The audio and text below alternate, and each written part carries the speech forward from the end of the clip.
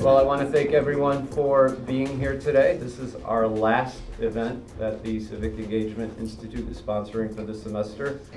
We're delighted to have Mayor Erin Stewart here with us. Back in the fall, I emailed her asking if she'd be our guest this semester, and within half hour, she responded in the affirmative that she'd be here. And I think that's the quickest I've ever gotten an email back from a political leader wanting to come here. So I appreciate that. Let me tell you, that doesn't happen all the time. So I was very impressed just by that alone.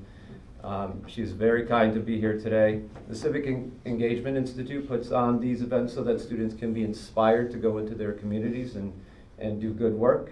And it's only fitting that the mayor of New Britain is here with us today, because we have more than 1,400 students from New Britain here over the fall and spring semesters every year. So by far, New Britain gives us more students than any other town or city. And I'm sure some of you in this crowd are from New Britain. Show of hands. There you go. I would like to borrow a sentence from Mayor Stewart when she says that it's time for our generation to step up and truly lead the way. And really that's what it's all about. Each generation must take it upon itself to improving their towns and their cities, their communities. It's essential for democracy to work. And the Civic Engagement Institute believes that these events help us do just that.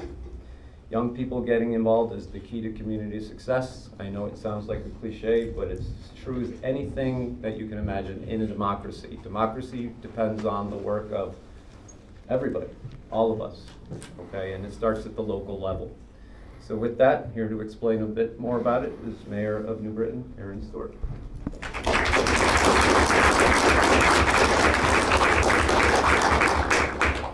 feel like I walked in, I got told where to go for taking pictures, I got handed flowers. I'm feeling pretty, thank you.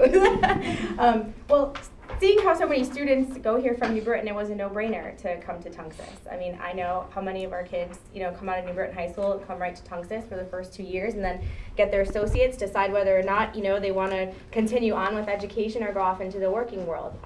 I haven't had the pleasure of coming to Tunxis to speak since I became mayor.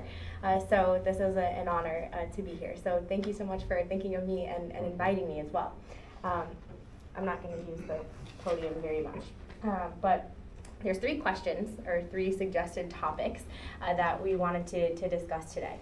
I'm going to start a little bit by just kind of telling you about how I came into this realm and this world of politics. And then I'm really kind of a go with the flow type of person. I like to open it up and keep conversation flowing, so we'll take questions as we go along to help kind of guide the conversation. So I suppose grew up in a political family, kind of. My father was elected mayor when I was a junior at New Britain High School. Not the best time to have your dad elected mayor, ever. Because at high school, when I was in high school, all of a sudden every problem that was the city's problem became my problem with all of my friends and all of my teachers too. So every pothole that someone wanted to complain about, every sidewalk, every tree limb that was hanging over a sidewalk was all of a sudden my fault. And I didn't know a damn thing about what it was that my dad did on a daily basis. I just was always, I was the mayor's daughter. And I remember one year, there was a really bad snowstorm, and everyone complains about the snow plows in the snowstorm because no one ever gets to their house fast enough. And there was a English teacher that I had, and he embarrassed the heck out of me in front of my class so bad. I'll never forget it. I ran out of the class in tears because he was giving me a hard time about the snow plows not coming down his street. And I went home that day and I said, Dad, I hate politics. I don't want anything to do with it. I never want to be involved in politics ever. I'm going to school. I'm going to be a pharmacist. And here I am. Life takes you in a lot of crazy places and places that you would never expect. I started off my college career at UConn. I was like, that's it. I'm going to go be a pharmacist. This is what I'm going to do. And it was about 2 months into my first semester at college that I got a job offer. And I got offered a job working for a woman named Nancy Johnson. Nancy was a longtime congresswoman from the 5th District, but she was originally from the city of New Britain. And it was a job working on her campaign that year. I couldn't say no. It was an awesome opportunity. And like, I didn't have this never-ending pool of money to choose from when I was trying to pay for college, so I knew I needed to do something. And instead of just racking up debt, I needed to be able to pay for it somehow. So I took the job, and I ended up transferring to CCSU in order to do that. Nancy hired me, and she took a big risk. I was 19 years old. I worked for her that summer where there was this little known guy named Chris Murphy who ran against her. Yeah, he won, obviously. So it was an interesting year to work for Nancy. I learned a lot, I suppose, about being a congresswoman, but also about campaigning and kind of getting my feet wet in that regard. Working for a woman like Nancy opened up other doors for me. I was then at CCSU. I was able to get 2 internships and a job in Governor Rell's office, in her Office of Public Policy. I was minoring in political science and public administration at the time. Had a minor in communications too. So there were a lot of doors that opened, but all the while, I was, involved locally in New Britain politics, some way, shape, or form. I served on our Youth and Family Services Commission. That was kind of where my passion was, looking at after-school programs for our kids, really things that had to do with our youth. That was where my passion was at the time. I was a softball coach at New Britain High School for 5 years. Love it, miss it a lot. If I could go back to coaching, I would. But that was a really, really important time in my life to be able to inspire a lot of young ladies, not only to teach them how to play ball, but also hearing from them and interacting with them, and they helped make me a better person. They were the ones that told me that I should run for Board of Education. Because I would listen to them talk about they wanted to complain about school lunch and didn't like their teachers and didn't like the homework assignments that they were giving, and I'd always talk to them about it, and then finally, it gets to the day where they're like, yo, miss, why don't you run for Board of Ed? I'm like, yeah, no. It's just not something that you think about. Like, you never think about putting your name on a ballot or signing yourself up to run for office. I've been volunteering. I was really happy volunteering. On the Youth and Family Services Commission, I would volunteer at my church, at the soup kitchen, things like that. But you never think about running for office, especially dealing with what I had to look at with my father, with what he was doing, and I didn't want anything to do with that. But then, I guess I took a look at the Board of Education in New Britain, who was on it. I watched a couple of meetings just to be curious, hear what they were talking about, and I didn't see anybody that looked like me, anybody that was anywhere close to my age, no women. It was really interesting. So I was intrigued to kind of hear the conversations that they were having, wondering, what is your connection with the students and what is your connection with the school system? Because a lot of them were much older, and I don't even think had kids or even grandkids that were in the New Britain public school system. So I ran, and it took a lot for me to think about running for Board of Ed, because I could lose. And I think that was probably the biggest fear, was what if I lose? But on the Board of Education, 6 people run, 5 people win. So your odds are pretty good. So I guess that helped make the decision. If you're that one odd man out, man, that sucks. And then serving on the Board of Ed, I learned a lot about our education system. I learned a lot about a lot of the changes that were happening. I happened to be on the Board of Ed when we started implementing Common Core. Not the best time to be on a Board of Ed.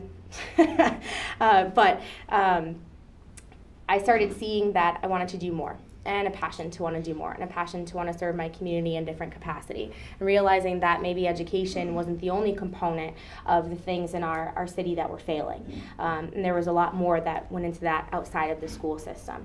And it was, again, I start reading the newspaper. Biggest piece of advice I can give to everybody: read the news on like a daily basis.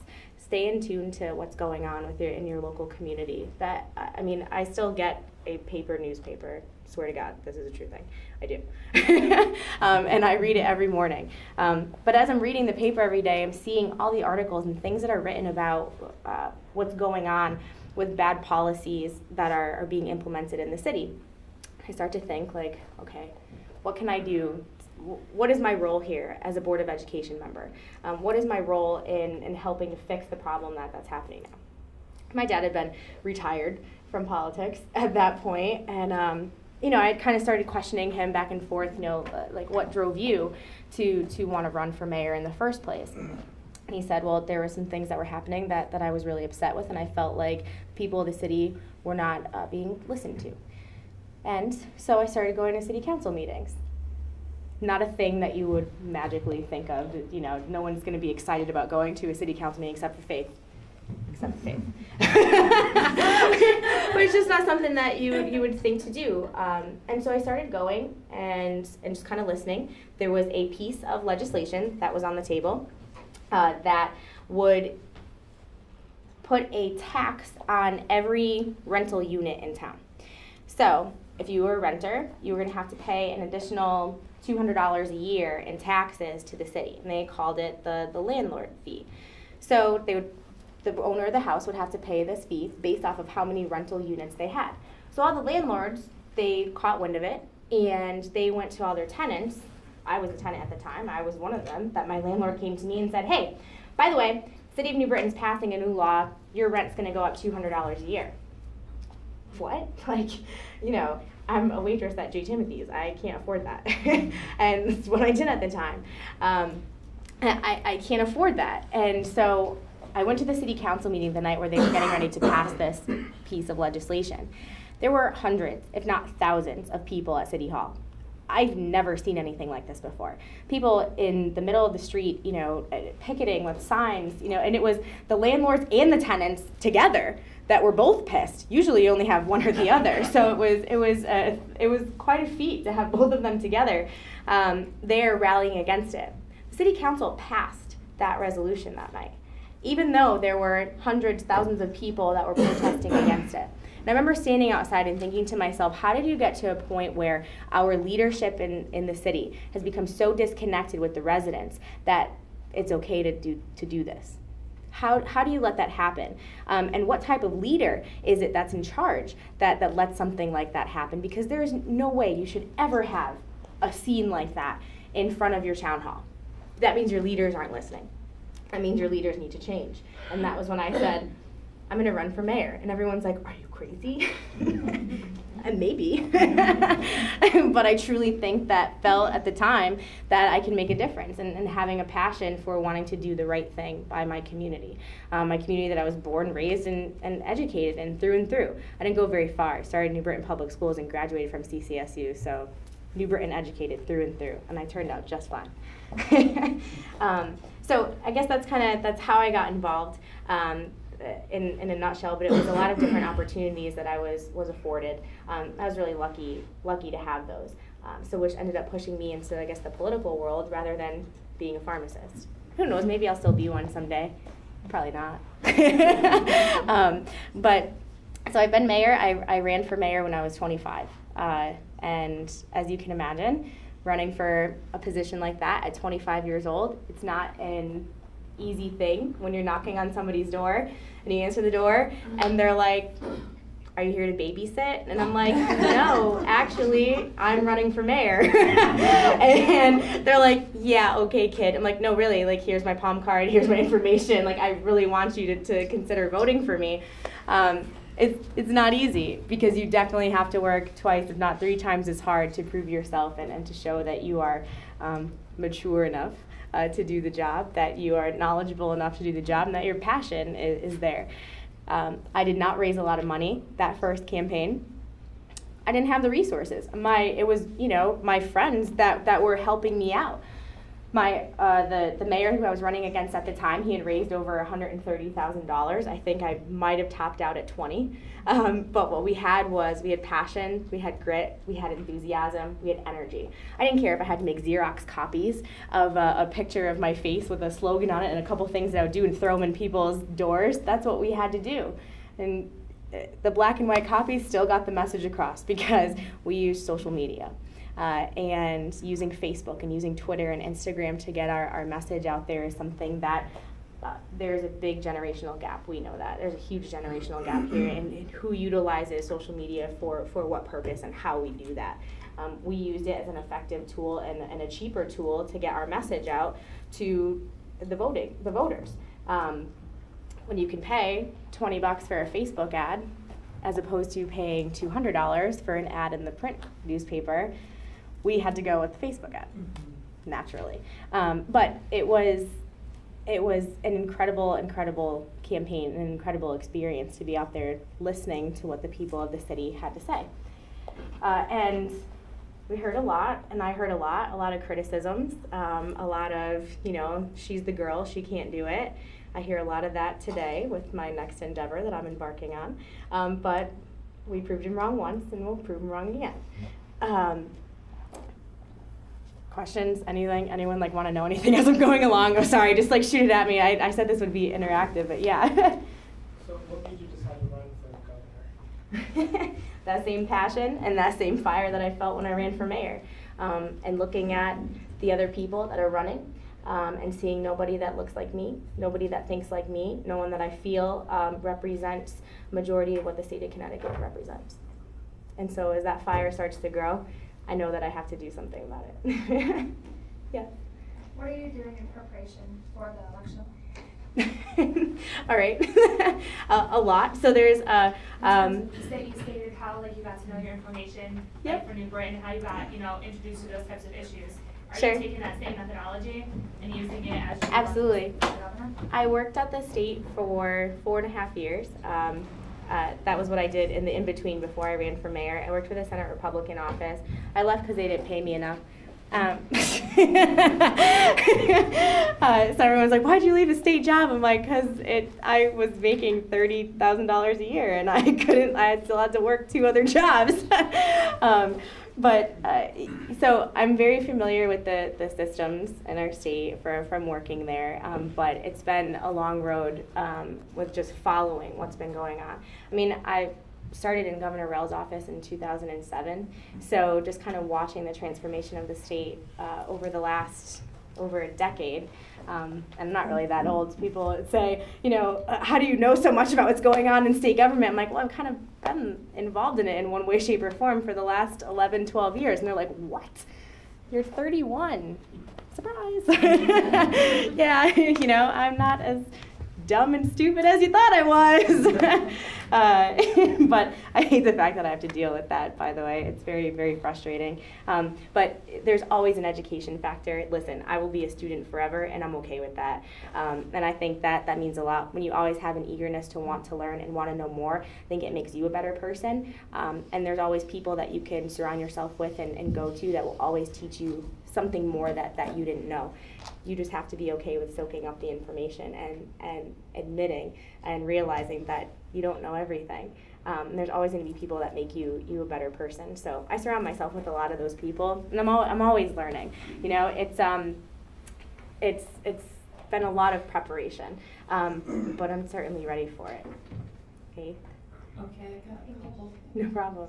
I have a couple things. Okay. All right, first of all, that student for life thing is Yeah. perfect for Connecticut because of our how much we're known to value education. Sure. So I was really happy to hear that. Yeah. And I hope to hear that more in speeches. Yeah. Second, I thought that we would be discussing at some point ways to get youth involved with local politics and Yep. stuff. Do you remember Vance Village's Micro Society program at all? I do. Do you think that would be worth bringing back and implementing in the other schools if the funding and costs and stuff could be organized? Because I know that it helped a lot of kids feel empowered and get to know themselves, and also did introduce them to things like law and legislative stuff. And yeah, I mean, I think it's absolutely worth it and worth exploring, but I think when you talk about wanting to empower young leaders, and maybe we can talk a little bit about that too, about how to get involved. I wasn't involved in student council. I wasn't in student government. I wasn't in any of that. So people, they always jump to conclusions and say like, oh, you must have been president of, SGA when you were in college. I'm like, I wasn't even in it. Nope. But it does start young, and you do have to start having some type of interest or some type of inkling of wanting to be involved, but we have to harness your energy too. And that's where I come into play, is wanting to harness energy. you know, when you have different volunteer boards and commissions, and when you're trying to build monuments and make, you know, marketing campaigns and do, you know, citywide things, the more people that you have involved, the better. And so if you're reading the newspaper, yes, maybe, all right, online. If you're reading it one day and you see something that might spark your interest or that you think you'd be interested in, I mean, send a message to your local leader, because you might be surprised they may respond in a half an hour. Or like what I do, you know, I'm on Facebook, or, you know, if you're sending me a message, if you're interested in something on Facebook, I'm responding, or on Twitter right away, as long as it's nice and it's respectful. If you're mean, I'm not going to respond, because I don't have to. Sorry for sounding kind of aggressive on Twitter. Oh! You did respond back. We did, but we have this relationship now. It's all good.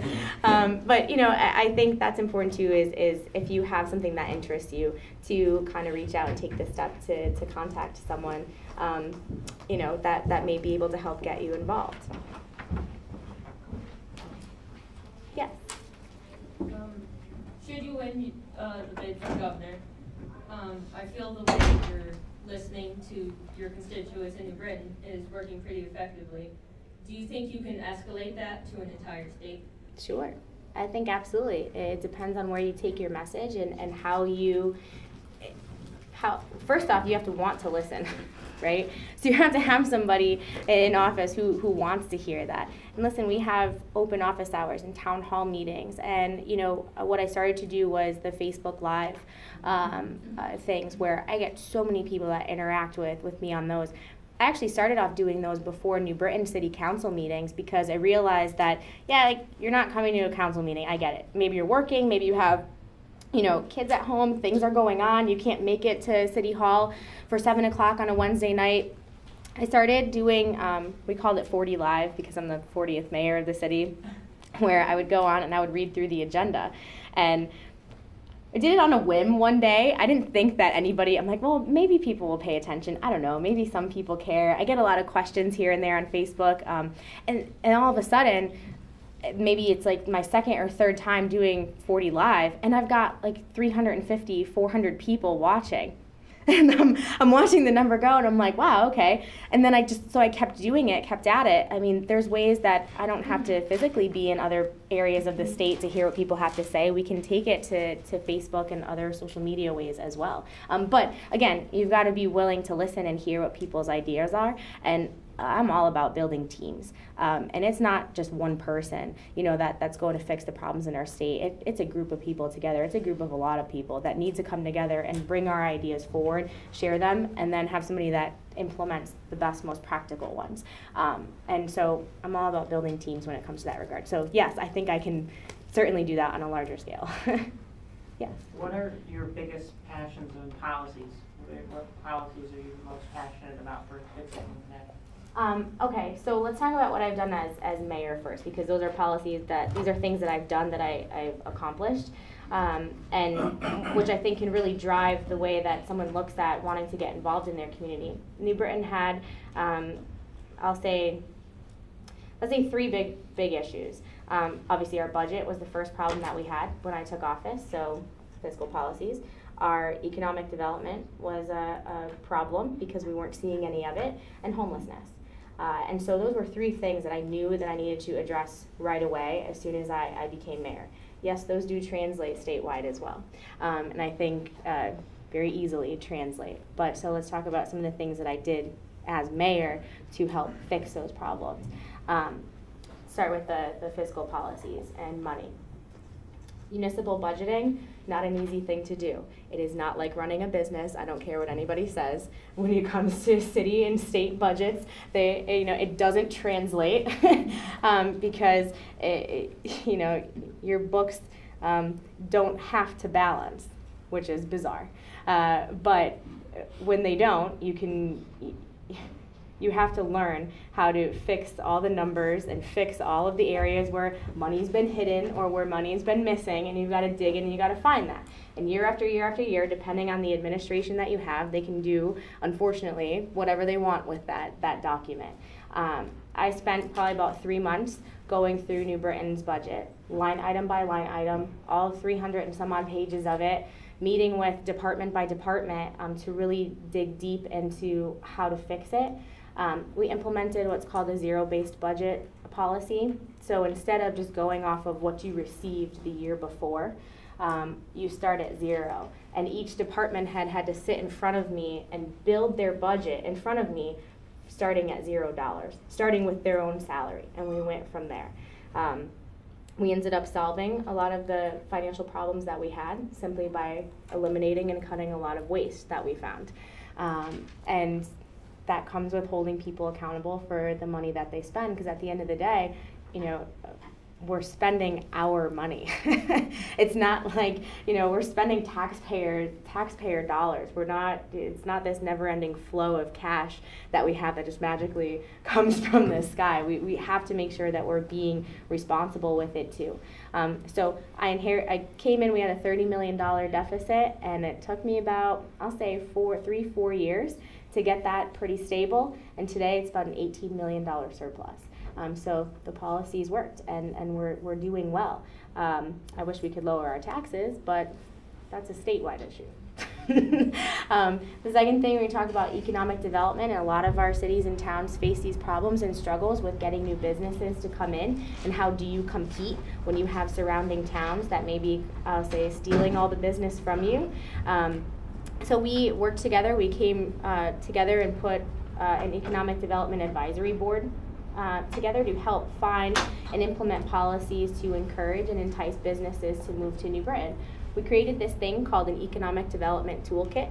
So if you came to us and you said, I'm interested in opening a business in New Britain, we would hand you this nice little packet of information that offered to you, as a prospective business owner, all of the incentives that the city, the state, and the federal government provide.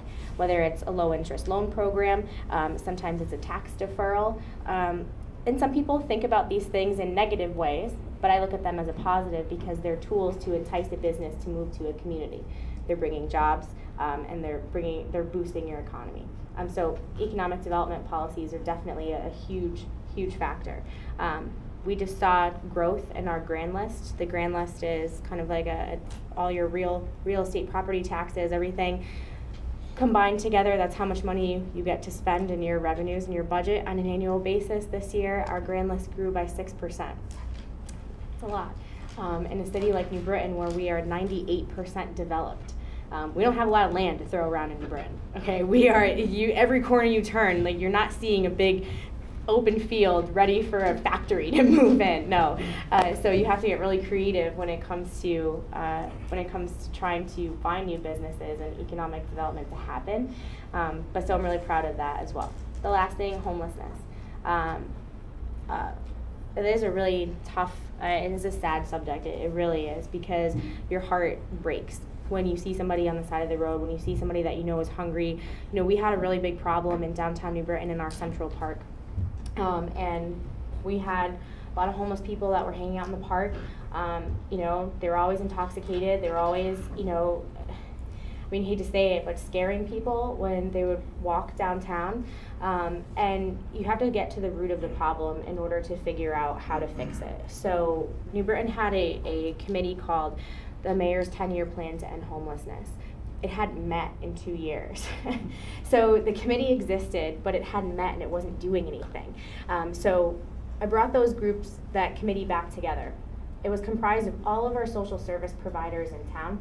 So it wasn't just myself, it was the police department, it was community mental health affiliates, the Hospital of Central Connecticut, our school district, every organization that touched people who could be homeless, could potentially be homeless, or could be struggling, brought them together to the table to come up with a permanent plan to work towards ending homelessness in our community.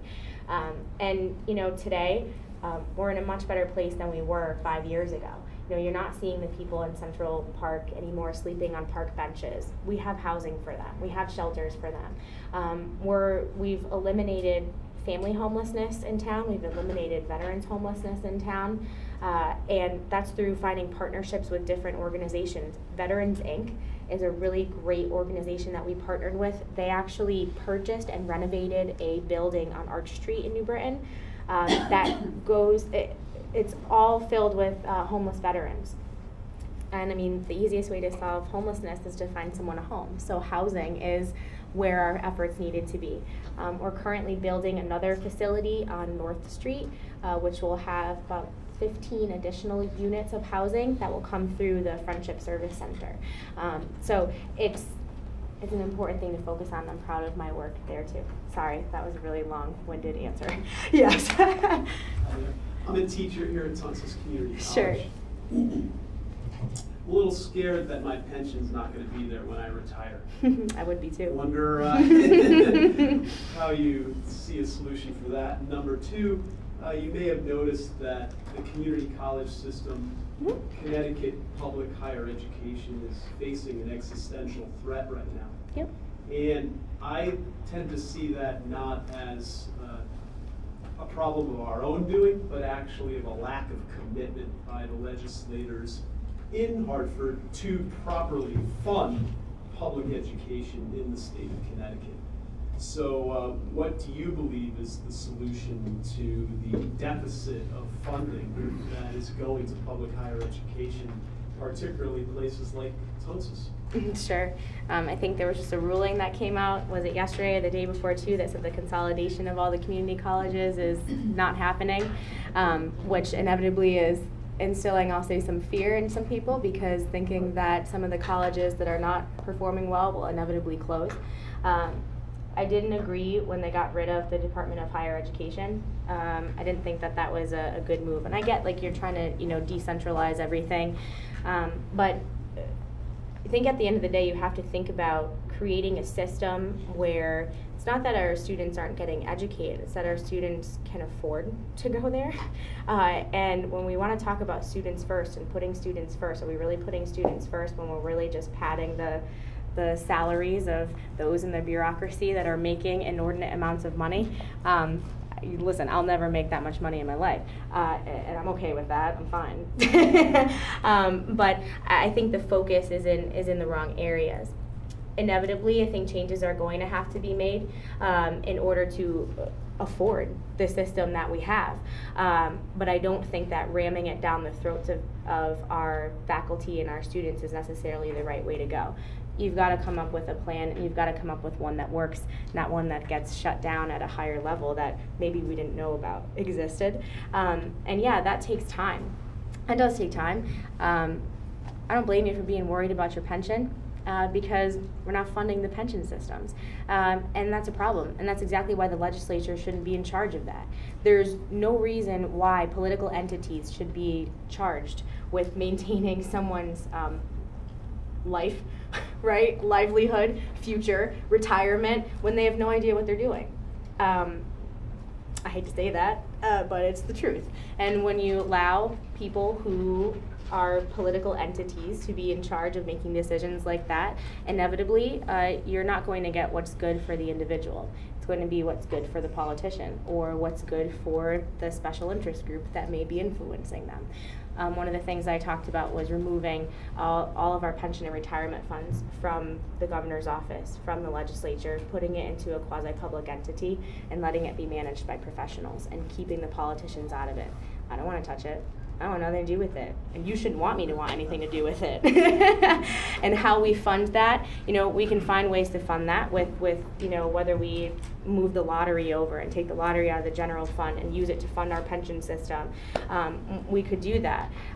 But there are things that have to happen over time. Those are big changes that, again, you would have to, I'll say, ease into instead of, force on someone. But we do have some big problems that we do have to figure out how to pay for things. So sorry if that was like a roundabout answer of answering it all, but a focus has to be on our higher ed system and the system that we have in place. Listen, I'm a big believer in building a pipeline. The students that I represent, oftentimes you're not thinking about college. You're not thinking about college when you're, in a middle school in New Britain. We're not creating that pipeline, that pathway to a career, that pathway to higher ed. And listen, college isn't for everybody. I get it.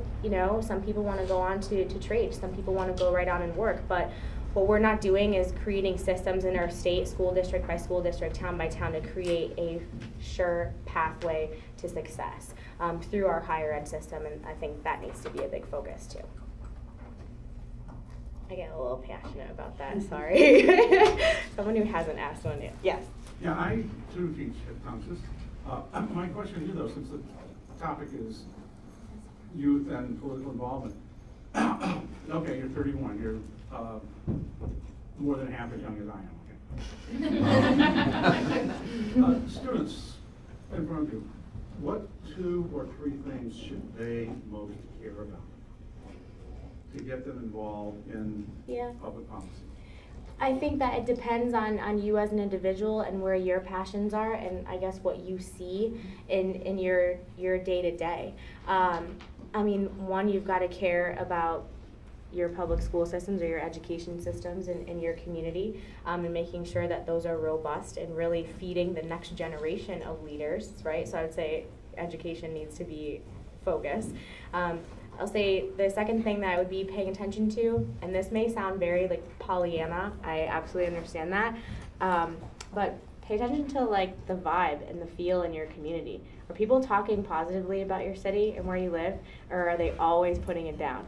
You know, does anyone ever have anything good to say about where you live? That kind of goes to show for, you know, how things are going. I guess kind of how, anyone ever say anything good about the state of Connecticut lately? Oh.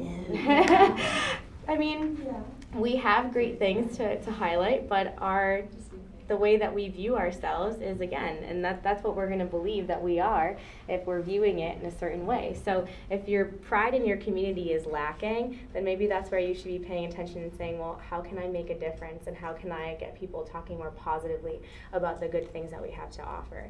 And the third one is, gosh, there's a lot. I hate breaking things down to 3 things.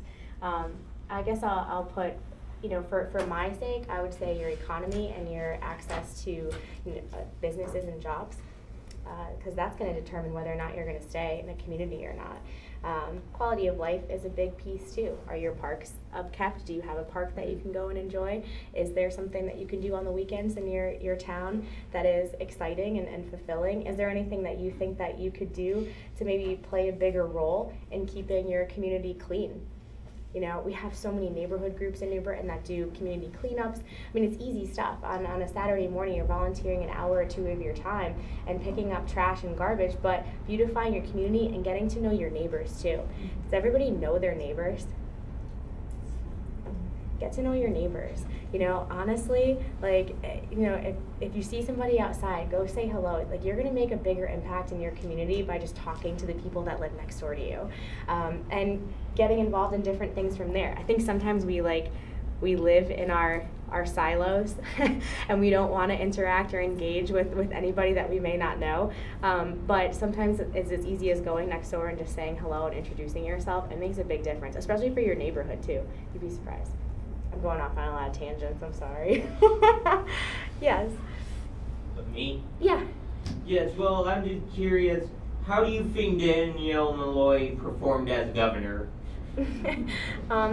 Honestly, I think right now it's irrelevant how he performed as governor, because I'm just looking to do better. And, you know, I can spend a lot of time talking badly about him, but is it really worth it at the end of the day? Because it doesn't really get you anywhere. Well, like, what problems of his do you think you're going to have to solve the most?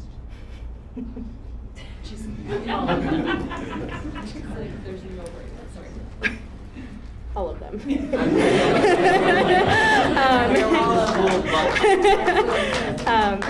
Okay, all right. Well, I think it's a good question. You're asking kind of where my direct focus would be.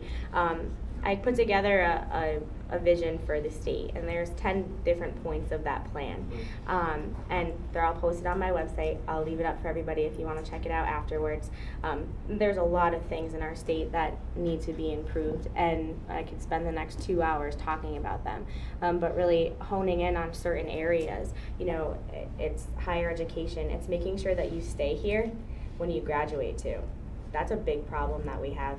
You know, our millennials are leaving. bye, see you later. They'll go to Yale, they'll go to UConn, they get this great education, and then they go and they work in Boston or New York, and they're gone. We lose all that talent. You know, what are we doing to retain our talent and our here in the state of Connecticut? One of the things that I talked about is having some type of program instituted where if you graduate from a Connecticut institution and you stay here and you buy a house here, we're not going to charge you income tax for 3 years while you get yourself established and pay off your loans. That would be a huge help. Short of giving you money to help pay off your college, which we're not in the position to do, we'll just defer your income tax payment. That's something to incentivize students and young people, I guess of all ages, to stay here. You know, I wouldn't put an age on it. If you're 50 and you're going back to school and you graduate and you want to get you know, get a better job and you want to buy a house and stay here, sure thing, we'll do that for you too. I mean, it's coming up with, I guess, innovative ideas like that to make sure that we're retaining talent here in the state. Okay. Talking about getting to know your neighbors, I want to say when, but should you become mayor, would you, not mayor, Yeah. governor, Sure. would you be, would you get in touch with the Massachusetts governor and see like what they're doing to get their, like, to keep, I think that's you have keeping them- to. That's keeping them, like, their education, like, at, like, #1, stuff like that? I think you'd have to. I mean, and you have to form those partnerships and talk with other leaders and find out, hey, Massachusetts, how'd you do it? Because forever, we always called it Taxachusetts. When the heck did you ever think that we would be losing people from Connecticut to Mass? Never. Yeah. Everyone was always moving into Connecticut until things are starting to change. And we're seeing that. But yeah, absolutely. Governor Baker, most popular governor in the nation, I think I just read. But yeah, he'd be a great person that we'd have to talk to. Would it be possible to make like some kind of, like, yeah, coalition Yeah. for like, like higher education and public education? I'm sure you To, like, could. work together so that they can Yeah. help us out again? Just to I at think least so. be- It would probably help. I have a few friends that work in his office too, so. That's nice. I Yeah. also have a question about, how have people, not just like Tom, Monroe, or whoever, Mhm. how have people reacted to you choosing their, how do you say it, Tessie or Tessie? Peter Tessie. Tessie as Okay. your running mate. How have they like reacted to that? 'Cause that's a very So- interesting like contrast. All right, so let me kind of fill everybody in on what Faith is talking about here. So she's asking about how people have reacted to my choice of a running mate. I did choose a running mate recently for someone to run as my lieutenant governor. I chose Peter Tessie. Peter has been the first selectman of Greenwich for the last 11 years. He's only 49.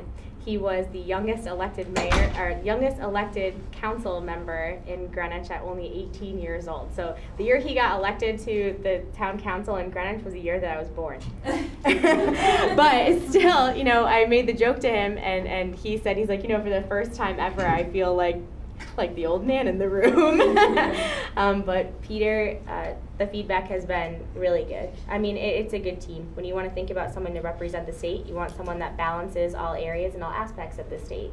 You know, we have the Connecticut that I know in New Britain. We have the Connecticut that Peter knows in Greenwich. And two communities that, when you put them together, are pretty much an interesting, you know, microcosm of the state as a whole. And so he'll give me a perspective that I definitely wouldn't see because it's not a perspective that I know anything about. And I will give him one too. So I think it was a really good, it'll make me a better leader, let's put it that way. But so feedback has been good. Yeah. Yeah. I was just wondering, oh, that's weird. Yeah. I think people Are will you be. doing it for the money or? things like No, that? I think it's you want somebody around you that you see eye to eye with, that Yes. you can agree with on many things too. And him and I are the same type of person when it comes to being very fiscally conservative and socially moderate. And for me, that's really important, especially with my party. I appreciate the fact that you are bringing the two extremes together. Yeah. There. I'm not really an extremist. You can find me Yeah. in the middle. And I'm all right with hanging out there. Anyone want to run for mayor now? No? No. Oh, sorry. Raise his Yeah. hand. I'm on the older side of the spectrum for students here. I'm That's all right. actually older than you are. That's good. And just getting my associates this spring, but I think about, you know, my 12-year-old in school and how the state keeps cutting funding towards towns. And granted, we live in Farmington, which is seen as a relatively well-off town, but they still, the, you know, arts programs, sports programs, all the after-school stuff either gets cut or all becomes pay to play. And Yeah. when you're on the spectrum like I am, I'm not one of those rich Farmington people. Sure. I, you know, so Can't my afford son it. ends up losing out on stuff like that, or ends up having to go on scholarship, which can be embarrassing for him. Yeah, Hey, to nothing to be be able- ashamed of with that. yeah, but when you're in a bunch of, when, you know, you're going to school with kids who also live in like Devonwood, That's true, I can then, see that. you know, there's a big contrast of people who live in Farmington. Yep. It's not just those who are really well off, but it's all the cutting of the programs. I mean, Yeah. how would you So I think do a lot that of that, differently? yeah, I mean, I think a lot of that comes down to your local leaders too, and your local town leaders, and how they choose to manage, you know, the resources or lack thereof that they have. You know, the state can only give so much funding. Each town has to pitch Yeah, in I as know. well. Farmington lost $6 million Yeah, this year, and so granted, there's other towns who still have, like, I think Naugatuck still got like 46 million, and like Bridgeport was 200 and like And it doesn't make 49 it fair. million and whatnot, but yeah, and it doesn't make it fair, and a lot of it comes with talking about this education cost sharing formula. So the way that cities and towns are dispersed money for education is based on this ECS formula that no one knows how it's made, no one knows what it is, no one knows how the formula works, and no one's willing to come forward and say, you know, here's how we're going to fix it. It's just been year after year, different legislatures and different politicians just take from one area to give to another, and they say it's part of the formula. Maybe we just need to get rid of the formula. maybe. I do understand, Yeah. you know, the need for, you know, yes, some towns, they are, you know, don't have the same kind of tax revenue Yeah. and whatnot, so they do need the extra help. But like 85 towns got zero funding from the state this year. Mm-hmm. So, and I know, I remember that being a big cause of concern. A bunch of parents I know Yeah. throughout the state of Connecticut, that all of a Yeah. sudden, you know, their kid's school just lost even, you know, smaller, like $6 to $8 million, but still, And I think that until that's yeah. the stuff that ends up coming out of the local Right. taxpayer's pocket and costing us more, and some of us just can't afford it. And I think that unless you fundamentally change the way that the state operates, looks at its budgets and spends its money, you're going to continue to see that happen, because money will continue to get taken out of education to pay for other things.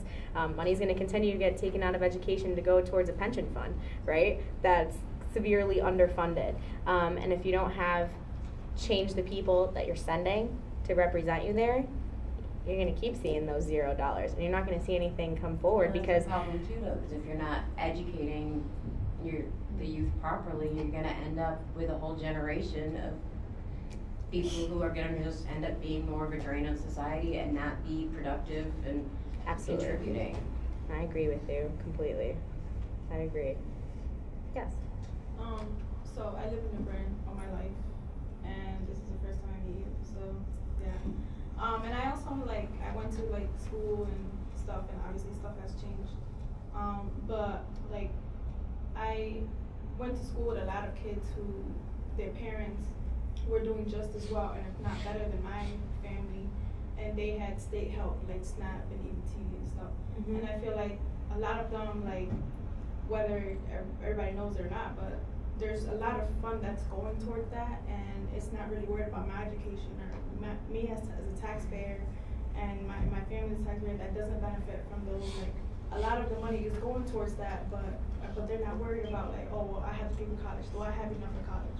Do I have enough to secure my future? Like, how, like, do you care, like, about, you know, me actually wanting to graduate and do something for my life? So I feel like a lot of it, you know, like Connecticut has a good system for like helping, you know, those that are, you know, like less fortunate. But it's like you kind of have to think of like people that actually want to, you know, pursue a career, pursue good things, and you know, a lot of attention is not going to that. Like just speaking on the budget deficit and you know taking money out of education. So I feel like that should be a little bit looked at too, because there are a lot of people that are getting this help that can go out and work and can go out and you know they have to work just like me, just like everybody else does. You know, like so it's not fair, and I think that should be something that is big on our economy, you know, because it's like, does these people need $900 each month? They don't. Like, you know, it's not fair. So I think, and you know, we have to end up paying for it. It's coming from somewhere. So. No, I hear you. I do. I hear you on that. I've said since day one that I took office, I'm all about giving people a hand up, not a handout. And really empowering people to better themselves and wanting to break the cycle of poverty. And it's really difficult in New Britain. You know, we're not a rich community by any means. I mean, my father was a firefighter. My mom, you know, worked as a receptionist. So we didn't grow up with much, but, you know, we still had a lot and enough to get by, and for me to be able to be in the world that I'm in now. I mean, I'm very grateful for this. I never would have thought that sitting in Lincoln Elementary School in New Britain that I would be at 31 running for governor of the state of Connecticut. I mean, and it's a really humbling thought and something that I'm really grateful for. But you're right, though, in many regards, that we have to empower people to want to get out of that cycle of poverty and give them the tools necessary to make sure that they're getting out instead of staying on. And that's where we can do a better job. I agree with you. Okay, I think we have time for just one more quick question. Do I have to really give it to you? Okay, fine. No, it's a good question, I think. So, you know, at the beginning of your talk today, you talked about how Nancy Johnson gave you an opportunity when you were 19. Yeah. And it seems like a lot of, you know, what's happened since then is the result of that. And we're talking about how, you know, students here can maybe get involved, and I hear, you know, a lot of passion from the questions and stuff. Yeah. Do you have any plans, because, you know, how you were given that opportunity as a young person, do you have any plans to give those opportunities to other young people, like anything? I have for the last, since the day I took office, Okay. you know, taking in interns all the time. I take in interns all the time. You know, I have to just send me a message, especially on the campaign. We're taking in interns for the campaign all the time. Anybody who has a passion and interested in help, you know, I'm willing to give the opportunity, that's for sure, and give someone a shot, because I wouldn't be here if someone didn't give me a chance. And so that would be one way Yeah. that they could get involved Yep. in their community? Yeah, I mean, that's one way, you know. I mean, again, like I talked about, finding something that you may be passionate about. You know, maybe it's youth sports and coaching a sports team. Maybe it's not necessarily government. It doesn't have to be government. It could be your church. It could be volunteering at the homeless shelter, or, you know, volunteering at your local library. You know, we have a ton of organizations that teach English as a second language. You know, there's so many programs, nonprofits, things that you can get involved. It doesn't necessarily have to be politics. Politics ain't for everybody. I know. I get it. I totally get it. But and you know, you can also use me as a resource too. And honestly, anybody here, if you want to use me as a resource to help kind of link you to something that you might be interested in, just let me know. Speaking of that, the Civic Engagement Institute is offering a certificate for anyone who's interested. That will officially begin in the spring of 2019, and internships are a big part of it. Maybe even paid internships, just to give you a little bit more incentive. So if you're interested, come talk to me or Cliff Sargis for that.